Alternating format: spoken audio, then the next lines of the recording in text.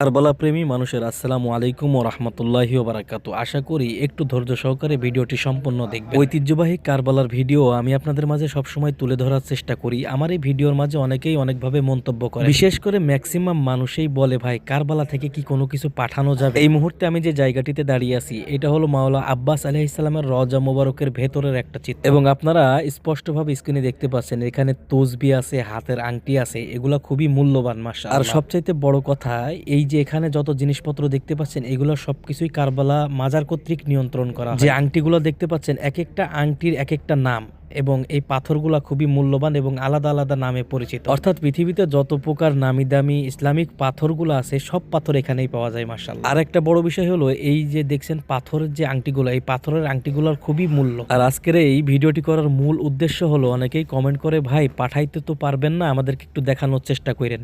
আমি চেষ্টা করব সবসময় কারবালার সবকিছু তুলে ধরার জন্য। এই যে স্ক্রিনে যে আংটিটাই দেখতে পাচ্ছেন 150 দিনার, অর্থাৎ $110 কাছাকাছি, বাংলাদেশি টাকা হিসাব করতে গেলে প্রায় 14,000 টাকার কাছাকাছি। যাই হোক, আর আমার যে সকল ফলোয়ার ভাই ব্রাদাররা আছেন তারা যদি কেউ স্পেশাল ভাবে কোনো জায়গা দেখতে চান অবশ্যই কমেন্ট করবেন, আমি চেষ্টা করবো আপনাদেরকে দেখানোর জন্য। অবশ্যই ভিডিওটি শেয়ার করবেন এবং পরবর্তী ভিডিও দেখার জন্য পেজটি ফলো করুন।